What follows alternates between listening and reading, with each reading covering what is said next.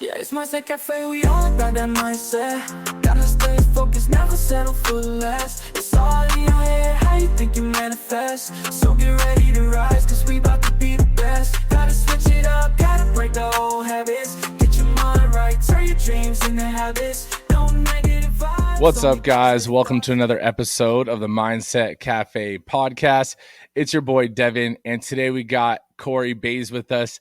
He is the owner of Cool Foams LLC, and honestly, his story and just knowing him from the RBO network and stuff, but his story is actually really unique. So I'm excited to dive into it. I don't want to give any spoiler alerts, but Cory, thank you for taking the time to come on today. My pleasure.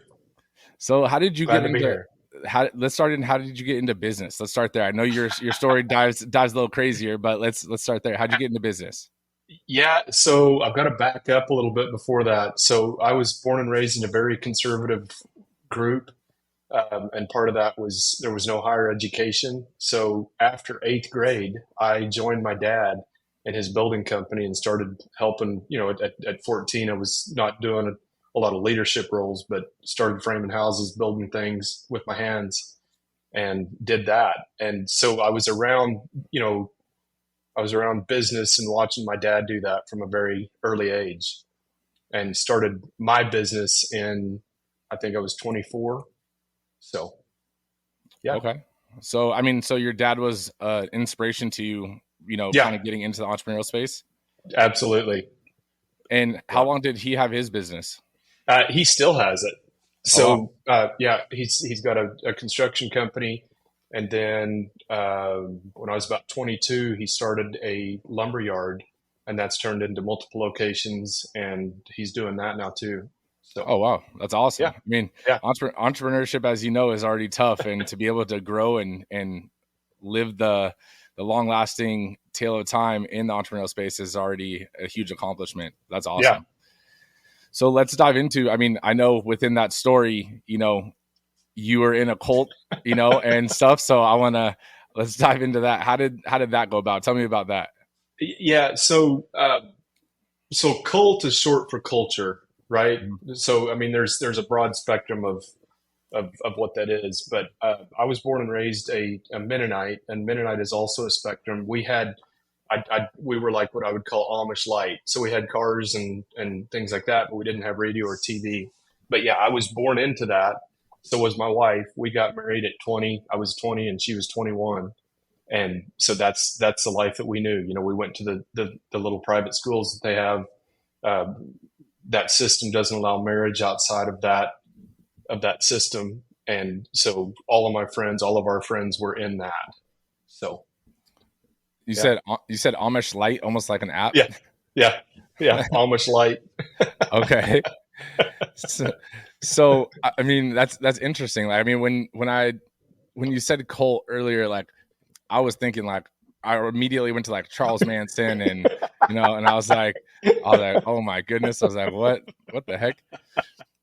So I mean that's interesting though, because obviously it's a certain way of life, and I'm sure that religion has to do with part of it, right? Yeah. But was there, or not was there, is there a reason that the cult or culture was built? Is there a certain like ideology? Yeah, so if you go back to the 1500s, that was a time of the Reformation. The Catholic Church was in conflict with some of the new reformers, and there was some of those groups are more widely known. But Menno Simons was one of the reformers at that point, and that's where like Mennonite, that's where that comes from. And the tenets of that faith was not big government, not our kingdom is not of this world, simple people, we don't fight wars, things like that. And so that caused a lot of conflict back then and through the ages. But that's kind of where that religion or ideology has its roots. Okay. And so with that, I mean, is its own religion, or is it, do you It would fall under the Christian umbrella. I mean, they Bible believing, they interpret, it's just a matter of how they interpret the Bible, basically. okay. So, yeah. That's interesting. Yeah. So I mean, you and your wife met in that culture, and got married within the culture and stuff like that. Are you guys still currently like practicing, I guess, or living within that culture, or? We are not. So and again, not all, I want to make this clear, not all Mennonites follow this teaching, but the denomination or sect of Mennonites that we come from, they take it very literally that when there's only one way out of their belief system, and that's through excommunication. So, families won't sit with people that are expelled. They won't shake their hands, things like that. So, I mean, you're either in it or you're out. And what we saw there, but then there were people that couldn't conform to the rules, and they would kind of hang around that culture, and that is not been our story. We've moved on, and in making a clean break, as it were, we've got a relationship with my family that works, but it's taken some time. So So is your parents and your family still in the culture? yes, yeah, Okay, that's yeah. interesting. So what was that deciding factor for you guys then? So my wife was first. She got to the point she didn't believe that that there's things like this group of 24,000, 25,000 people. They're God's one true church, and that's who God smiles down on, and things like that. And she couldn't accept that anymore. And just some of the teachings, like she wore a head covering, little black head covering, and homemade dresses and things like that. And just she just didn't believe it anymore. It took me longer. Um, but what I realized was, I've always been a big music guy. Like at 15 years old, I snuck out and bought me a Walkman, and I had tapes and CDs and stuff like that. And music was a thing. And I knew that I wasn't following the guidelines of the church. And then my business was actually a big part of this, because then also in that, there was just always this us versus them mentality that, they're worldly people and they don't know God really, and things like that. And man, I started my business and started interacting with more people outside of my culture. And I'm like, man, there's some good people that are just trying to do what's right. Like, this isn't making sense. And I got to the point that, I'm like, I'm not really living this. And if I'm going to stay here, I'm living a lie. And I am not okay with being out of my integrity and living a lie to not, I mean, basically what it boiled down to me is if I left, it was going to hurt my family, my parents, my brothers and sister. And I finally decided, you know what, for the good of my little family, my wife and 3 kids, like for my personal integrity, it was time to move on, because I just got this download or vision or whatever you want to call it of living a life as a lie, going to church every Sunday.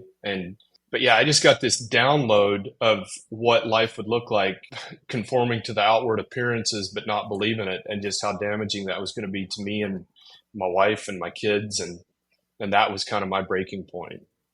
So you guys already had kids and stuff when you guys made this decision. Oh, yeah, wow. yeah.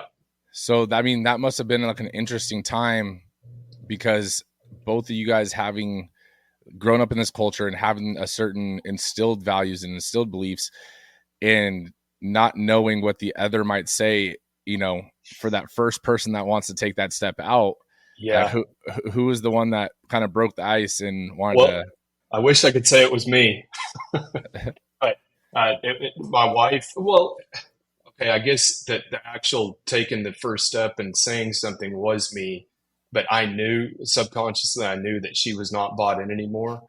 And I had this whole elaborate plan in my head, because I wasn't ready to leave. And I had this whole elaborate plan of how I was going to divorce her and stay in the church. And I knew that I could never get married again, or be in a relationship with another woman. But I was going to do that because I still felt like I was in the right place. But then she just kept quiet for like 6 months and kind of let me come to it on my own. And one night we were laying in bed, or we were sitting in bed, and I'm like, Suzanne, I can't do this anymore. And she just goes, She's like, I thought you'd never say that. And she's like, well, what do we do with the kids? And, but what about schooling? And we just, that night we stayed up most of the night and just hammered out a plan of how we were going to do it, and then went for it. And it was brutal. I'm not going to lie. Like it was hard, but so worth it. No, I So mean, worth it. that's awesome. I think there's a couple key things are there.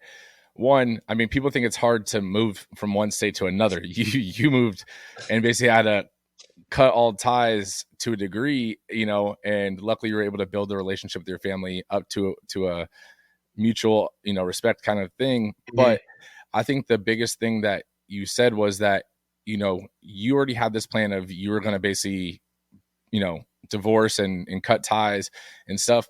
And I think in a lot of relationships, not even as significant of the issue that you're talking about, but a lot of relationships, people tend to have their side and will just keep on hammering that side into the other person instead of letting them come to it on their own. Because I think that was a crucial moment for your wife. If she would have been persistent for those 6 months and just, repetitive telling you like, we're going to do it, like I'm going to do it, and all of a sudden that would almost push you over the edge of saying, you know what, then we're getting a divorce. Yeah. But I think that was a huge thing that she kind of let you have your space and, let you make your own decision, come to your rationalization on your end, because then it's something that you truly wanted to do and it wouldn't have felt like you regretted it later on. Yeah. Because my next question was going to be like, if you guys got married in this culture and it's a way that you guys had to, get married within the culture and stuff, like, did you guys ever contemplate once you got out of the culture, like splitting up? But now I think I kind of answered that question to a degree with, how you guys left it together. Yeah. So we left it together. So we left in 2013. And then the next few years, there was a lot of things that we worked through, but in 2019, it kind of came to a head and we realized we had a lot more work to do. We were in conflict all the time. And, because like this integrity is a big, big deal to me. And, with that culture, very, very from the top down, this is the way we're going to do things. This is okay. This is not. And it was all lined out. And so we went through a real period from, I'd say 2017 to 19 of removing ideas, beliefs, and things like that. And then, she's coming out of that going, well, I'm a strong, independent woman. I don't need you. And, I'm like curling up inside, like, and then also like that was hurtful, but yet I'm like, man, this, marriage life is so totally different than the way I was taught. What do I actually want? And we were in real conflict in 19 and 20 over that. But you know what? We've with therapy, with closed eye sessions, with personal development, things like that, we've worked through it. And I believe love is a choice more than an emotion. And yeah, we say I love you to each other, and we do. I love her with everything in me. But more what we use is I choose you, because we can control that. Like if it's just a feeling and she doesn't make the bed or I don't, or something like that, well, yeah, I don't love you anymore, right? Or you let things fester. We have a choice in this stuff. Right. No, I think that's awesome. And that is such a huge thing that people get into a relationship, and entrepreneur or not, relationships are hard, right? And when you're in that honeymoon phase, that first year or even year two, and everything's all fine and dandy, you're excited and all that kind of stuff, like that does start to dwindle out. Like, especially when you get married and you're living with the person, you see them every day, every single moment is with them. Like the unknown isn't really unknown anymore. Right. Mm-hmm. And so love is a choice and it is constant work, just like anything. Yep. But I think that in your situation, going through something traumatic, and I know traumatic usually is a bad thing, but traumatic just, meaning that it's a huge change, an abrupt change. You guys having this traumatic and abrupt change in complete lifestyles and being able to work through it together is going to make that relationship only that much stronger. You know, And Yes. if you guys can get through that, I mean, I don't know what you guys couldn't work through. Yep. Totally agree with that. We're living a life and in a relationship that neither one of us ever dreamt was possible. Yeah. It's amazing. I It's mean, you it's guys, worth the work. yeah, I've got it right here on my computer. It's worth the work. 100. I mean, you just got to trust the process. It's worth the Yep. work. And at the end of the day, the sun wouldn't be so valuable if there wasn't rainy days, right? Yep. So you just got to think like you guys did all that work together, and almost like if you're talking about 1920, I mean, you guys were almost forced to stay together and figure it out, like during COVID. Yep. I mean that just perfect timing of Yeah. work it out. You Yep. guys are stuck together. Yep. Well, that's awesome. I'm glad you guys were able to work it out, and honestly, I'm glad you guys have handled the situation how you guys have handled it, because you guys handled it, whether it was conscious or unconscious. You guys handled it in a way that most people don't handle conflict or change or obstacles. And I think that's a huge thing that you guys just naturally have, because the life of an entrepreneur is not an easy one for the entrepreneur, but it's also not easy for the family. Right. Yeah. And that's what I talk to a lot of people. And, we always talk about their family and how their family contributes and stuff. So that is, you guys are almost like tackling two obstacles at the same time: new lifestyle, and you're an entrepreneur, and that whole scheduling and all that kind of stuff. So how does your family play a role in like your business? Does your wife do something else? So my wife is working to become a life coach, and her specialty or things like that is spiritual abuse, and she's a natural coach, and I mean, just some of the stories that I've shared, you can get the sense, like, very empathetic, things like that.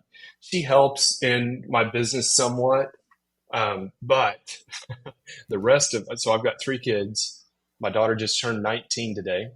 She just graduated high school, and 6 months before she graduated high school, she bought a coffee trailer and became an entrepreneur herself. So she juggled that in school and got that done, and now she's rocking and rolling, has a little coffee trailer, and just is loving life. My son he's involved in the business. He helps me answer phones, does quoting for me, stuff like that, helps me with processes. And then we've got our younger son in middle school. So we're very close, and we do life together. No, I mean, that's awesome. I mean, your dad showed you and gave you that inspiration to be an entrepreneur, and I mean, you paid it forward for your daughter. So that's awesome. Yeah. That's huge. And I mean, I think it's so cool because some kids of entrepreneurs or business owners, like, they feel almost entitled to their parents' business and, so forth. Like, I've had friends growing up over the years that they're like, I'm going to run this, when I'm older. And it's like, you could, but you could do other stuff, like, and so I think it's so cool that, one, your dad kind of let you do your own thing, which kind of instilled some values, and your daughter saw what you do, how you do it, and, saw your work ethic and got the courage to, start her own business in a completely different industry.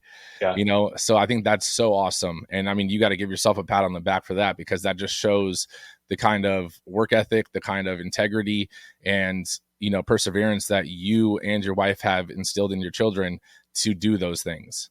I have a 2-year-old, and, I hope that she is, similar. Like, I don't care if she, wants to work in my business and, the franchise and all that kind of stuff. But if she wants to do her own thing, if she wants to get a career, like, I just want her to have those work ethics and, skills instilled within her. Yeah, that's great. So with your wife being a life coach, I mean, she definitely has the resume to do so, like, certification or not, Right. like even when we're hiring trainers for our gym, right? I tell people that, certifications and stuff don't really mean that much to me. Yes, it does for insurance purposes, but I've met so many trainers over the years that don't have any, like, actual accreditations, yet they know more knowledge than the average trainer. So your wife going that path with the life coaching, and she's naturally going to have some form of empathy because she's been there, she's done that, and to the degree most people will never fathom. And so I think she'll end up killing it with that, and that business will soar. That's so cool. That's great. you know So, okay, I'm just putting two and two together. So I knew you had franchises, but I didn't realize they were gyms. Mhm. That's cool because we haven't Yeah. got to my fitness journey yet. Oh yeah, no, yeah. Let's dive in there. So with that, I mean, you said you and your wife have not only done like work and counseling with each other and stuff, but you guys have focused a lot on personal development.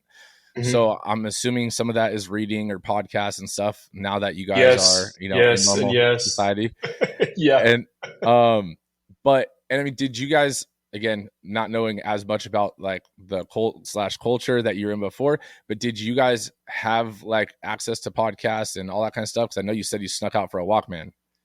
Right. So, okay, so we left in 2013 and things like podcasts, I mean, I guess they were coming online at that point. Um, but yeah, podcasts, things like that, we didn't have access to, but books, I mean, man, Rich Dad, Poor Dad, I read that in 2009. Like, it's interesting. So I'm going to back up to my education with only having an eighth grade education. What I'm grateful for is I've always been curious. I've always loved learning. And I mean, as a third grader, mom would take me to the library and I'd come home with a stack of books a foot and a half high every 2 weeks. And I mean, I was reading autobiographies, biographies, some fiction, but learning about people. And I was always passionate about history. And that's just carried through, whether the medium is books or podcasts. Most of what I do now is listening to stuff as I'm driving and working and things like that. But I've always had that drive to learn something more. And I don't know where it comes from, but I'm really grateful for it because it's rounded out my education and my experience in a way that an actual school hasn't. And I'm grateful for those opportunities. No, that's awesome. So with that side of the personal development, where did your fitness and all that come into play? So, okay, so in that system, I mean, you can tell it was fairly conservative, and alcohol was not a thing. I mean, I had a drink or two when I was a teenager, but never really picked it up until we left. And then, social anxiety, new environments, things like that. I mean, alcohol just felt like this perfect key to lower that anxiety and stress. And I, you know, just it wasn't a big deal for a while, but then in 22, I realized, oh my goodness, like I'm drinking every night, get up in the morning and decided, okay, I'm not going to drink today. I'm going to cut back. And then I just keep going. And it got to a point that it was time to make a change. And so I cut out drink, I tapered back and then was doing some research. I was, dude, it's crazy, but I was like a 40 to 50 drinks a week kind of guy every day. And I mean, I'd put on weight, a lot of weight, and just was feeling lethargic and stuff like that. And then so I cut it back, and I'm listening to Andrew Huberman's podcast about alcohol. And he's like, yeah, a heavy drinker's 15 drinks a week. And I'm like, I mean, my eyes got big and I'm like, 15 drinks a week? Like that's 2 days for me or whatever. And so I decided to cut it out for 3 months and just was still feeling lethargic and stuff. So I went to the doctor thinking, okay, I'm low on testosterone. Like I need to do something about this. Well, yeah, I was low on testosterone, but my A1C, like my diabetic numbers they were up in diabetic range. So that's when I knew I needed to get serious. And I cut out all drinking for 3 months and worked with a lifestyle medicine coaching service, got some education on what to do, and started getting in the gym, did some stuff that I probably wouldn't do again, intermittent fasting, things like that. But in 3 months, I dropped my A1C numbers back down into normal range and dropped. Well, I'm down a total of 85 pounds now, but I mean, I'm not even, the weight that's not a great metric anymore. Like I'm working out consistently, tracking my macros, walking, And just, I'm a total different person now, and I'm so grateful for it. Oh, that's awesome. I mean, hey, 85 pounds, that's still a good milestone, Yeah. people don't realize, we've had members at our gym that have lost, 200, 300 pounds, like massive numbers for certain members. Right. Hmm. And even the members that are like, man, I'm down 15 pounds, but I want to be down this. And then sometimes you got to give them that perspective change. You're like, all right, hold this. And you hand them a 15-pound, like dumbbell. And you're like, you just took this off of your everyday life. And they're like, Hmm. oh, wow. It's like, but Yeah. when you think about it in small numbers, or like, oh, 5 pounds, 10 pounds, yeah. But now when you hold it in your hands, you're like, oh, damn, like this came off of me. Yeah. So now when you think about 85 pounds, like how many people pick up an 85-pound dumbbell, right? Yeah. That's a lot of weight that you were able to take off. Yeah. And I think that's huge. So how is your drinking now, before I go into what I was going to say? So I drink when I want to. Okay. And that's about, at the most, 6 drinks a month. Okay. So a Like, huge change. And I'm a technology guy. I use an app called Sunnyside, and that was a great strategy for me, because I just started tracking, creating a plan every week. It helped me create a plan, and I actually saw how much I was drinking, and then I started cutting back with that. And I mean, now, like, I've figured out where I want to do my drinking. I want to do it with friends. Like, I want to have one. I don't want to have 6. I want to have one. I just want to sip on it. And so far it's working for me. Like, it would actually, I know that there's some people that total sobriety is the way. For me to totally cut it out would actually take more energy than just having one here and every once in a while.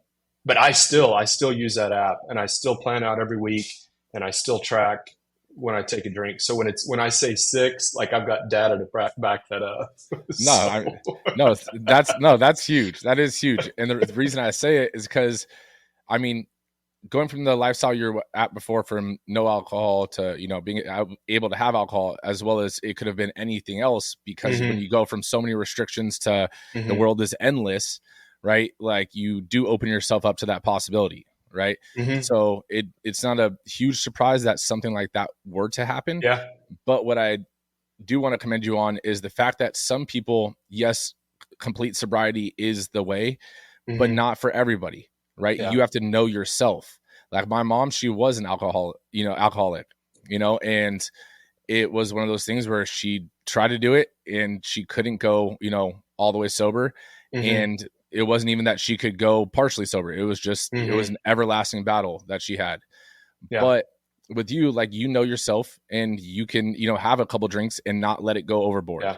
Right. Yeah. So, but that shows some of the core values and the personal, habits that you've built up within yourself that not everyone has as well. Right? You know that it's a choice, just like love. It's a choice. If you want to drink, you don't have to have the drink. Right. I'm sure some of it came from, the lifestyle change, the stresses at home. And then it started that way, and it kind of escalated into daily ritual.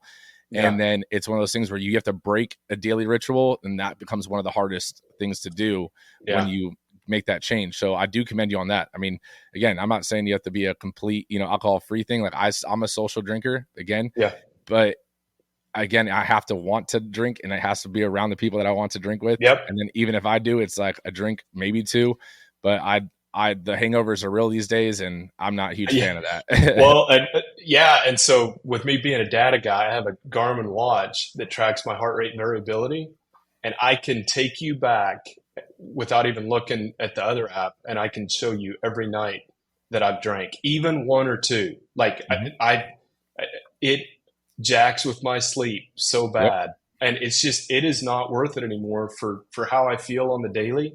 It's not worth it. But, there's been some big tests. Like, so when I went into that 3-month pause, that was February 26th of 2023. And then in March, we went to an all-inclusive resort down in Mexico.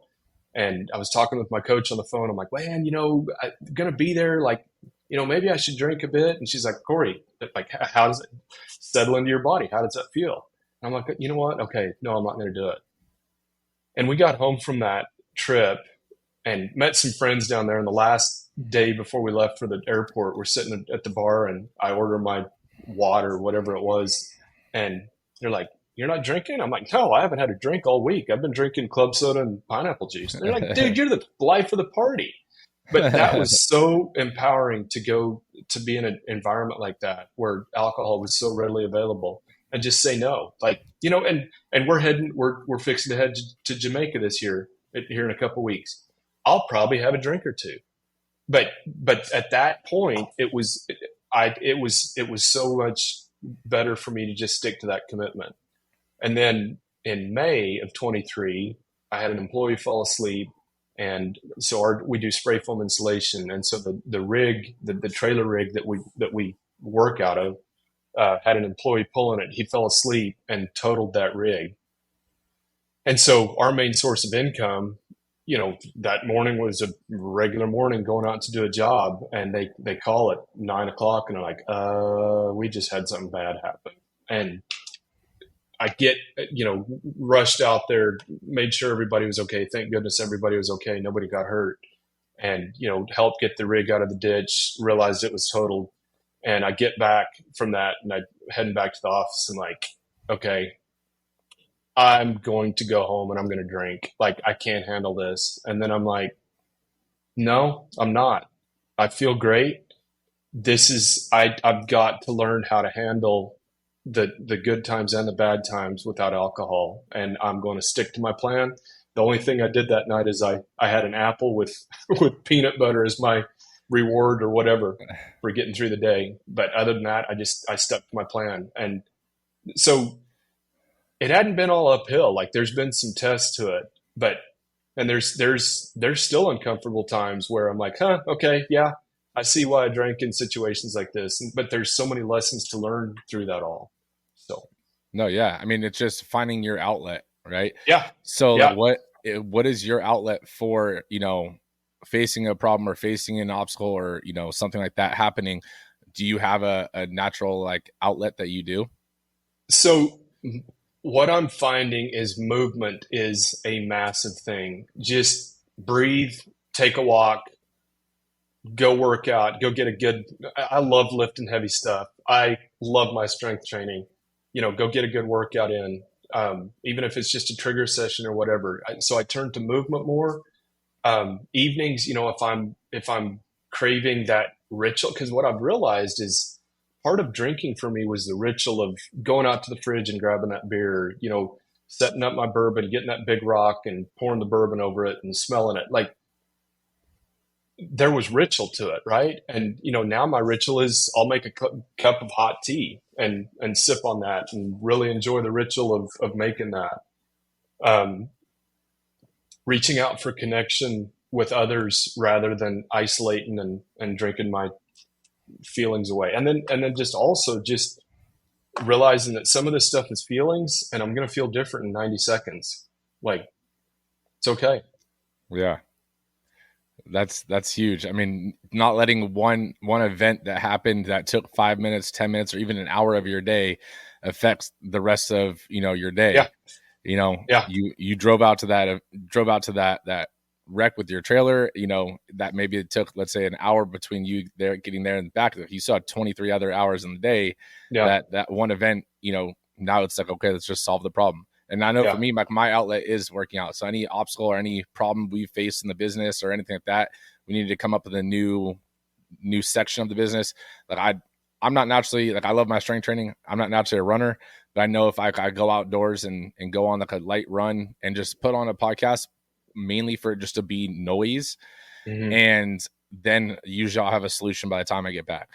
Yeah. You just got to have that time that's going to be a positive versus a negative, right? Drinking is only going to subside the worries or subside the stress. And then you're going to wake up, not feel as great. And then you still have that same problem or same stress. Man, the interesting part to me though is, and I've dabbled in that this year, of that same addictive mindset. I can put that into fitness. I can put that into strength training, and it's healthier, but it's still the same stuff. Mm-hmm. Like, that's what's fascinating to me. Yep. I mean, they say it's a trait, which I do agree with to a sense, but I think it's just like you said, it's a ritual, right? Mm-hmm. It's a habit. And Yeah. so you either create a habit that you like and you want to repeat doing, or you don't, right? So if Mm-hmm. you like the sense of going to the fridge, opening the beer or opening the bourbon and putting the rock, or if you like walking to the gym, putting your headphones on, like it's the ritual. Like it's for the gym thing, everyone, it's always the hardest to get to the gym. And then once you're at the gym, it's like Yeah. that first set might be hard. Then after that, you're in your game. Yeah. Right. Yeah. For me, like my favorite part is walking into the gym and putting my headphones on. And I always have like one or two songs as my first songs that I like play. And I'm not even lifting anything yet, you know?